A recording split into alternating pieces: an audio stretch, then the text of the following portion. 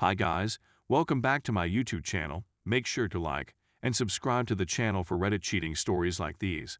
Without further ado, let's get started. Finally found out that my girlfriend of 10 plus years and fiancé of 4 years has been cheating on me for the last 3 years, after deciding to put all of our money into purchasing a house. Yesterday morning, a guy 5 years my junior 30 emerged screaming in my driveway.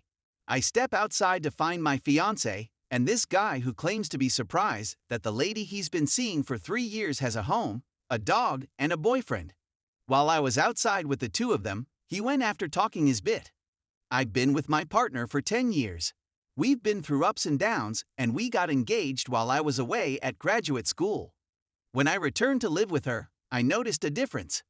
We simply weren't as close as we used to be and didn't have the same level of closeness. But they agreed to work on it together. Things improved, and we finally decided against having a wedding. We wanted to purchase a home with the money we had saved and that our family would be giving us. After a year of living in the home and her years of arguing with me about allowing her to be independent and have evenings out with her friends, I discover she's had a connection with this other man. For many years, I'm at a loss for what to do since our lives are so entwined and we have this great home in both of our names. And a fantastic dog. She hasn't refuted anything and seems to have told me the truth about this man. That he filled a hole in her life that I couldn't. She did it because she wanted to feel loved again, and it had something to do with her wanting to feel youthful again. I suppose our position was too much for her, and she wanted to feel like she was back in college or something. That's not very fair to me. She said that she wants us to work together, but I can't get the picture of her and this lie out of my brain. I adore our lives, our family, and our home. But I'm not sure I'll ever be able to love her again. Update 1. After hearing the news, I decided to spend the weekend apart from her. I confided in several friends who offered me some sound counsel, but essentially warned me not to make any premature judgments one way or the other. It's okay to have these feelings, but don't let them dictate your life or demand solutions. I know my girlfriend treated me like a jerk, but I don't despise her or wish her dead. I know it sounds strange, and it may be a sign that I'm losing my feelings for her, but I don't want her to die on a street corner. All I want is honesty, and I want us to be honest with ourselves. First and foremost, I want the confidence to make an honest choice for myself. We've discussed a lot in the previous several days and battled over her justification for doing what she did. It is unjustifiable, but it did reveal what was wrong between us. This week, I'm seeing a separate independent therapist as well as a couple therapist with her. But this week, I took the day off and told her I was going to the beach. I felt we needed some space to process our feelings and regain our composure. She's been hitting me with remorse about the things I've done to her over the years, and although some of it is true, I believe she needs to look in the mirror. I've also seen that she's more protective about her activities and afraid of losing the home to me and being dubbed the one who cheated than I am as the one whose life has been flipped upside down. That is telling. So this week I'm entrusting her with all of my regular obligations, things she doesn't comprehend about what I do around the home. I know you're all ready to take out your pitchforks and demand that I dump her and make a big deal out of it, but that's just not how I roll. I'd rather make a smart choice and then feel good about it. And if I have to leave her the way I did, it will be because I have grown as a person as a result of her heinous behavior. And she'll be upset when she sees the person she might have been with. But I'm not quite there yet. I'm still shell-shocked. Update 2. In the previous month or two, a great deal has transpired, and the therapy has been really useful. My ex-fiancé and I came to the conclusion that she needed to relocate to a new apartment and that we needed to end our relationship completely. We've apparently been seeing separate therapists and have agreed not to speak for at least a month as a result of our relationship. That period of time has been set out for me.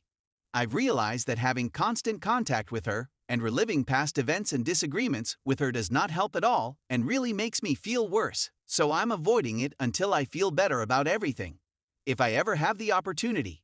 This period of time after my last update has sent me into the worst depression I've ever experienced in my life. However, I believe it has the potential to be advantageous.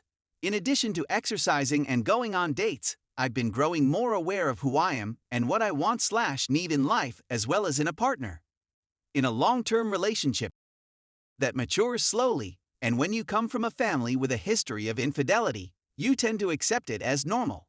And it has been the crux of my problems. No, I'm not sure what a normal relationship is or what it may be like.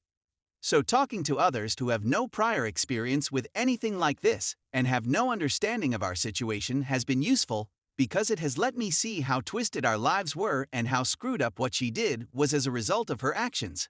I also recently got in touch with the individual who, like me, seemed to be completely oblivious of the issue.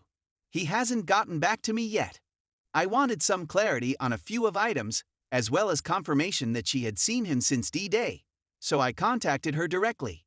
The attempts to revive our relationship have been made by my ex, but I have no intention of doing so.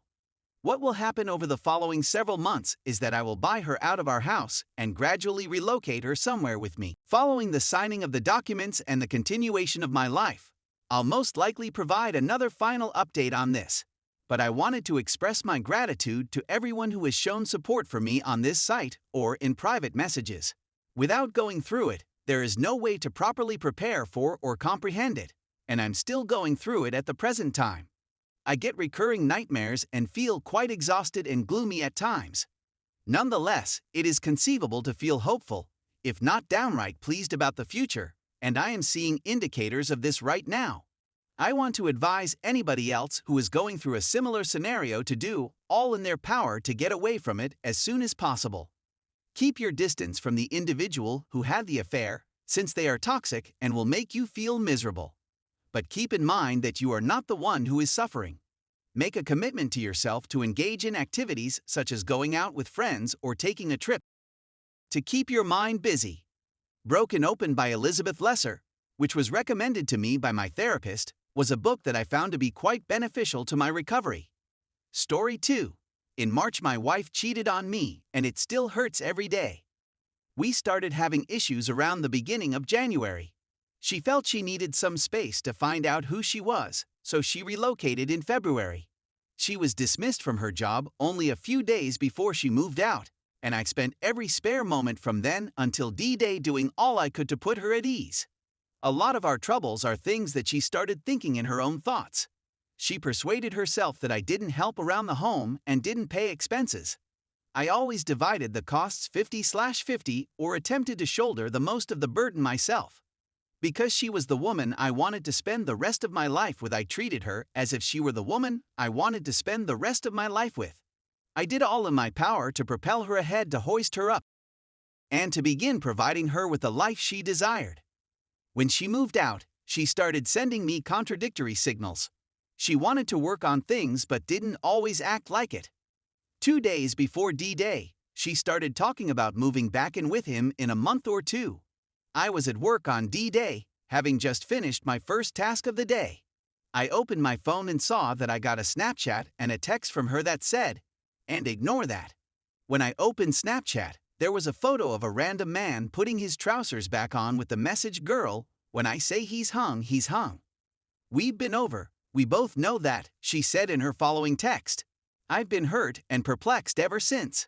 I'm coping with the process of moving on, but my heart hurts on a regular basis. I still want to be in love with her. I'm still interested in becoming her guy. I know I shouldn't and that I'd be better off without her. It's been quite tough to move over anything. I try not to think about that image, but it follows me around. When I think of Boo, my mind wanders there at times. It simply hurts so much. I apologize for the lengthy article and thank you for reading and listening. Edit. It has truly helped me focus on the future and what I need to do to improve myself. I no longer provide financial support for her. I stopped when D-Day happened. I no longer communicate with her. I'm trying hard to improve myself and move on. Thank you all once again.